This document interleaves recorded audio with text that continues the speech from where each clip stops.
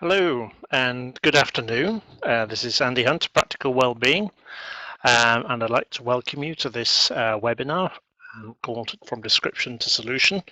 I'm presenting this from a rather cold November afternoon, and there's just myself here and Sally the dog, who is asleep behind me on the couch. So if there's any kind of, she should sleep through the entire presentation, but if there's any kind of the postman arrives or any other disturbance, you may hear some barking and yapping, just to reassure you that that's not me.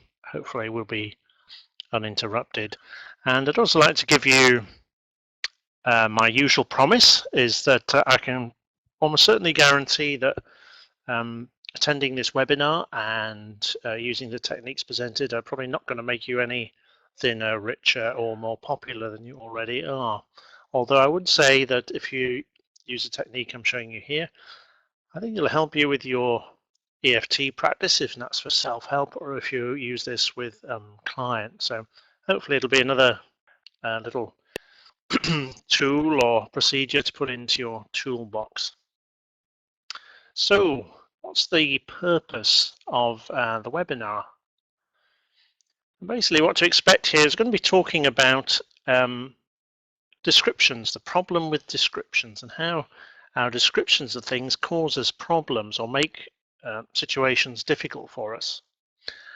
And then, because this is a kind of bad news, good story, how we can use the descriptions that we use to make problems for ourselves, how to turn those into creative solutions for the problem they're describing. So here we go. And the idea here is that everything has a label, that as we kind of grow up, as we develop, learn about the world, we're supreme learners. We categorize, we put things into order, we describe things, we label things, that we come to understand how things work, the qualities of things, what things are like. So we kind of give things labels as part of our kind of mental filing system, how we should respond to the world, and how we should treat the world and how the world treats us. So for example, let's give an example of some of this labeling process. So would you like an apple? Okay, now maybe the answer is yes, or maybe the answer is no. I'm going to make the question add a little something to the question. Would you like a delicious apple? Now, sight of a nice juicy apple might have you think, that's quite nice. You might think that'd be delicious. I'd really enjoy one of those. That's perfect. Just time for a snack. So I'm going to change the question a little bit. Would you like a rotten apple? Would you like to have something that's mouldering and disgusting, the kind of thing you'd find at the bottom of a fruit bowl that's been left there far too long? Probably not so keen to have a rotten apple. The only thing that's changed in this question really is the description of the object. It's the description of the apple that tells us how to respond to the offer. It gives us a clue about the nature of the offer and the nature of the thing being described. So in some way, the label on things, the labels we give things, tell us how to respond to the objects in question. So here are some examples. Well, here's a description of it. The label is both a description of what it's like, describes the object, like a delicious apple or a rotten apple. But in some ways, it's also a prescription about how we should think and how we should feel. Like the delicious apple is a kind of, yes, I'd really like that. My mouth's watering. I want to have a delicious apple. But for the rotten apple, the description is, don't want that. I want to stay away from that. Wouldn't want to touch it. Wouldn't want to hold it. Want to get away from it. So it kind of prescribes our behavior as well as describing the object. So here's some powers of the label. So I'd like you to kind of follow along with us. Try each of these sentences out loud and notice how it feels, how you react to the idea. So housework is easy. So if you entertain the thought housework is easy, just notice how that feels, what kind of thoughts, feelings, impressions come to mind. Let's try this one. Housework is a struggle. How does that go down? When you kind of say that, what kind of feelings do you experience? What kind of thoughts do you have when the idea that housework is a struggle? My suspicion is the first one has a kind of a lighter sense than the second one. Makes you feel differently. Both of those two things have a very different feel about them. Here's another one. I am upset and I am devastated. Now you might be talking about the same thing and describing your but I'm upset, I'm devastated. There's a very different feel. You might have had experience of people talking about, I feel tired versus I'm exhausted. Or it's a challenge versus it's a catastrophe. Those talking about the same thing but having a very different kind of feeling and thoughts evoked. Here's another one. Work is interesting. Okay, how does that feel? Versus work is boring. So there's something about the name or the description of it, of the thing, or the object, or the process, that kind of gives us clues and cues into how to respond to it, how to feel about it. And taken to extremes, well, I'm getting ahead of myself here. So how we label the problem contributes to how we think and feel about it. And taken to extremes, we get what I think of as problem goggles. Problem goggles are only being able to see your way out of the problem through the problem, like having the problem with the state, the feelings, the emotions, the thoughts conspire to restrict our vision, to kind of give us only very narrow perspectives of how to get out of the difficulty. And if those kind of restrictions are very strong, then of course our possibilities are very, very limited, and we have difficulty seeing our way out. And some of our labels of things, our descriptions of things, invoke feelings and thoughts which give us what I think of as problem goggles. And the best way to get out of the problem is to, first of all, take off the problem goggles so you can see some more possibilities. And that's part of the intention of the process I'm going to show you. So how can we use these labels to help us? How can we take advantage of this? So I'd like to introduce you to the noble art of label jitsu, which is an age-old martial art that I've just invented, basically. And it's the kind of use of a label to provoke its own downfall. It's to give us a way out of the experience of having a negative label or an unhelpful label on an experience. So step one is, first of all, is to find what are the labels for any kind of situation or problem or difficulty. How are we labeling it? What kind of labels are we using to describe it? So one way of doing this, which is quite a useful way if you don't already have the label instantly to hand, is to run through a process I kind of described on a previous webinar called pencil and paper tapping, which is basically a kind of sentence completion exercise. Is just to allow your mind to free associate and come up with a variety of different descriptions of the problem. So if you have some problem in mind, you could say this problem is, and then just make a note of the first thing that comes to mind. So don't know what the problem is in this case, but let's kind of use kind of example here. So this problem is hard. This problem is painful. This problem is a struggle. This problem is unfair. So and so on and so on and so on. There might be several labels or many labels. Just kind of keep on producing these labels, these descriptions, and then once you have this list of labels, is to run through them and to check them out, see which of these has a kind of the most weight or the most power or the biggest intensity for me. What's the strongest label? And the easiest way to do that is just to say the sentence out loud and see what kind of charge there is, or feel what kind of charge there is. So this situation or problem is is hard. That's a 6. Well, this situation or problem is painful. That's a 7. This situation is a struggle. That's a 9. This situation, that's a 5. So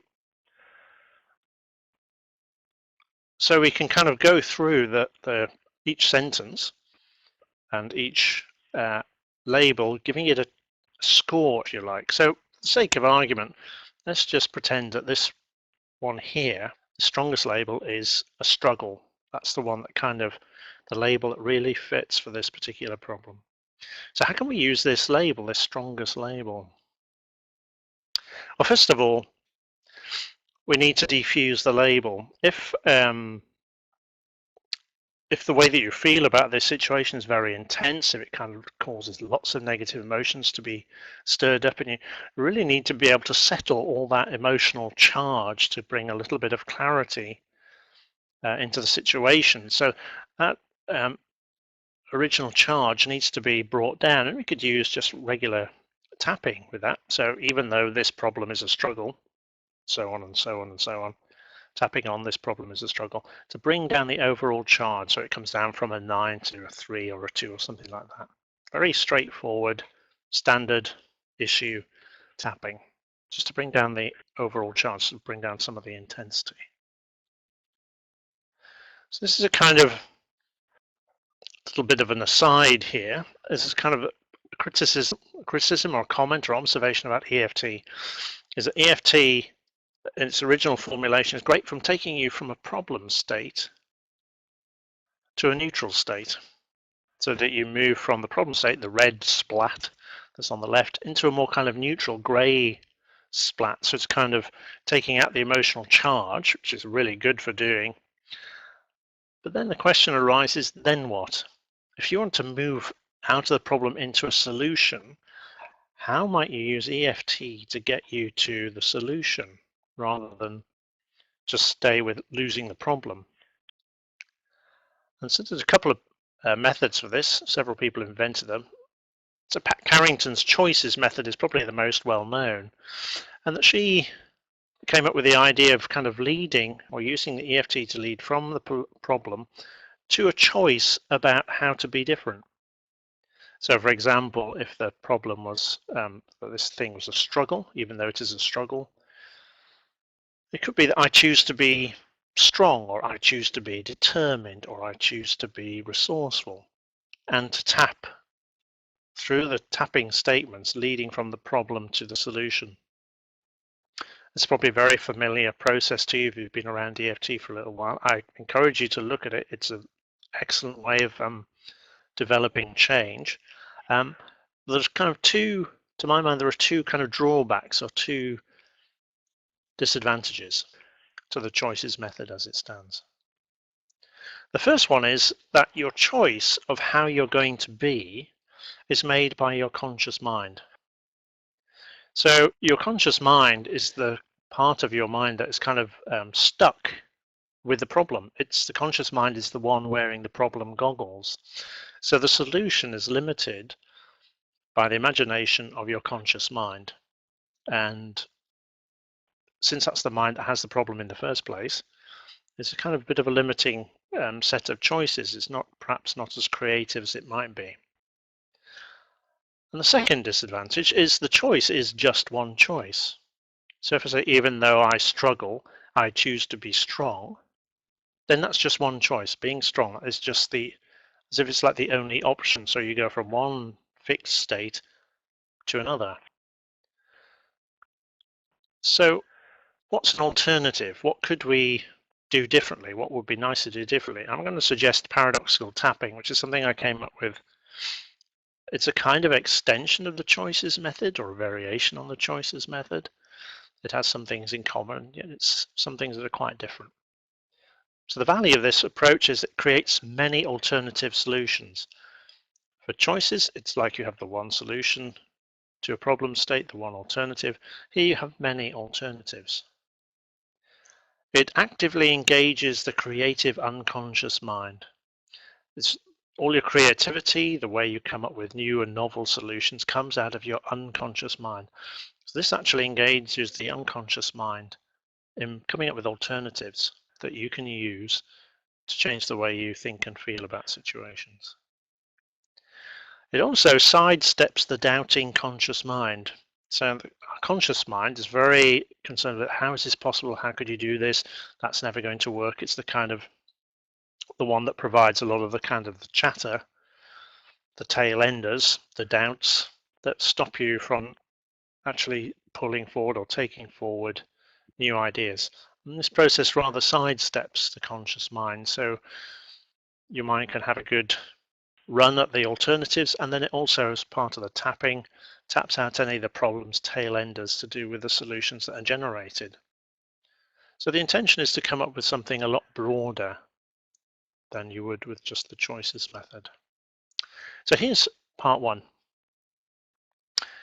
We have our troublesome label. Let's say it's struggle. So we need to find the opposite. And when I'm working with myself or when I'm working with clients, they say, well, the main feeling I've got here is it's a struggle. And I would say, what's the opposite of a struggle? And usually it's the first thing that comes into your mind as the right answer. Now, if you ask yourself the question, or if I ask you the question, what's the opposite of a struggle? You'll have your own idea to this, okay? Which may or may not be the one that I came up with, which is an opposite to a struggle is a delight. Now, some of you out there might be thinking, well, yes, that's what I've got as well. There's some of you out there might be going, a delight? How on earth can the opposite of a struggle be a delight? Mine is such and such, so and so. So it's finding the opposite of the problem state. The next bit is to kind of use this opposite to construct a paradoxical tapping statement, which looks a bit much when you start, if you get familiar with it, but it uses the label, which is the problem state, and it uses the opposite, and it joins them with this sentence. So if it's I struggle, for example, I struggle, and in how many different ways could I, whatever the opposite of struggle is, so thrive, let's say. So I struggle, and in how many different ways could I thrive? Or I'm miserable, and in how many different ways could I be contented? Whatever the kind of the opposites, the problems and the opposites are. And there's a variation for the it is. So if we go to the it is a struggle, it is a struggle, and in how many different ways could it be a delight? So we're using the problem, and then we're joining it to the opposite with the statement, and in how many different ways could it be a delight, or whatever the opposite is. And it's the same form of sentence each time. Okay, so we've got our paradoxical tapping statement. So here's an example one. I am discouraged, and in how many different ways could I be enthusiastic? It is a struggle, and in how many different ways could it be a delight? So hopefully you can begin to see the pattern of the words here. And the structure of it is intended as a question, and using the words in how many different ways could it be, is an invitation to your unconscious mind to resort the experience, looking at it through the lens of the opposite. So instead of all the ways you think of this as a struggle, now it invites your mind to consider all the different ways it could be or could lead to a delight. Your conscious mind might be going, this isn't possible, but your other than conscious mind delights with coming up with alternatives. Okay, so the setup statement, so we're actually ready, you've got the paradoxical statement ready. The setup statement is the usual setup statement, your preferred setup statement. This is mine. Even though it is whatever it is, I accept myself and how I feel. So in the struggle example, it would be, even though it is a struggle, I accept myself and how I feel. 3 times, tapping on the karate chop point. And then we go through, using the paradoxical phrase, tapping on alternate points. In this way, this is quite similar to the choices method. You're doing alternate tapping. So the first one is the acknowledgement of the problem. So an eyebrow, it is a struggle. Then the side of the eye, the tapping statement, and in how many different ways could it be a delight? Whilst tapping. Under the eye, it is a struggle. Whilst tapping. And in how many different ways could it be a delight tapping under the nose? And just repeating this process through the tapping points. So you're alternating the statement of the problem and then the kind of the paradoxical challenge, if you like, or invitation for your mind to come up with alternatives. So you go all the way through. And step 5 is to test, is to kind of step back and think, okay, so how do I think and feel about the problem, whatever it is now? What's the same? What's different? What do I need? What can I notice about how things have changed?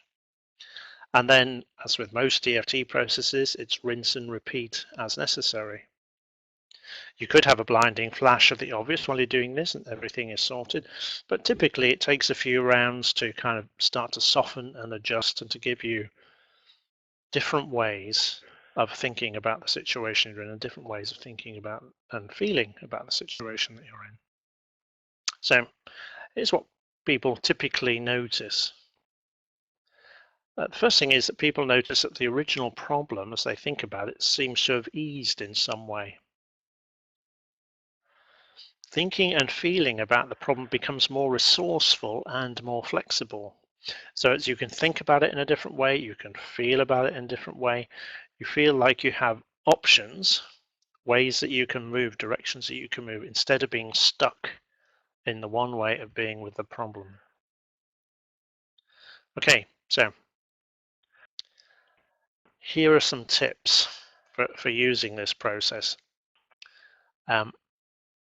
It works best on negative thoughts and emotions to help you be more resourceful. So in terms of the label of things and the opposites of things, these really need to be descriptions of thoughts, emotions, states of mind, states of being. So both of those.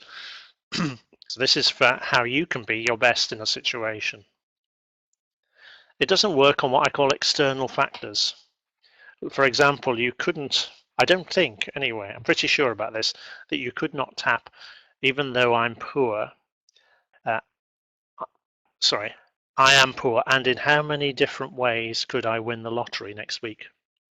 I don't think that's going to work. I don't think the tapping is going to produce a change in the external world. It can produce a change in your internal world, which is what it's particularly aimed at. And also, it's a tactic, not a strategy. And it works at its best for dissolving the components or resolving components or parts of bigger problems. So I don't think you could say, or you could do a paradoxical tapping routine, I am depressed and in how many different ways could I be happy, and expect depression to lift. I don't think that's a possibility because depression, large problems like that have multifaceted, they have lots of different components, lots of different parts, each of which needs some work to resolve them. So this process is very good for resolving small pieces of things to kind of work on the kind of the parts of the problem rather than the problem at whole. So it's not a kind of a solution to a large global problem that requires more detective work, more investigation, and different strategies and approaches to this. But this is a useful little kind of tool for the toolkit. Okay, so this has been a rather quick run through of this process. I hope you find it interesting and useful. As always, if you have any questions, please drop me a line at andy@practicalwellbeing.co.uk, and I'd be more than happy to engage in a conversation about this process with you. You can read about it on my website. If you go to my website and search for paradoxical, you will find the article that describes this process a bit more fully. And it also appears in the book, the EFT collection. It's one of the kind of the processes that I describe in my latest book. Okay, so that's just about it on paradoxical tapping. I'd just like to say something that applies to people looking at this in November 2013, because the next webinar, which is on Thursday, December the 13th at 3 p.m. GMT, is about what works for me. Now, it's all about how I approach using EFT to work on everyday issues and challenges, how I use EFT in my life to work with stuff, to resolve issues, to become happier, more free, more at ease with myself and my world. I've been using EFT now for probably more than 10 years, which is an amazing thought. I've been using it for that long. And I've been pretty consistent about that, and I've been pretty inventive about that as well. So I'm going to share some of the strategies and the tactics that I've developed over the past 10 years of tapping that have helped me get the results that I get, so I can continue to make progress, and very satisfying progress it is too. So if you're interested in my kind of take on how to use EFT to work on your own stuff, then I invite you to join me on Thursday, December the 19th, 3 p.m. GMT. You'll be able to find invites and information on the website, or if you're signed up to my newsletter, you'll get an invitation to it. So it'd be really nice to have some of you there, and to receive some of your questions. That would also be great. So I think that's probably enough for now. So thank you for attending. Thank you for paying attention to this. I hope you find it useful, and I look forward to being with you in the future. So thanks now.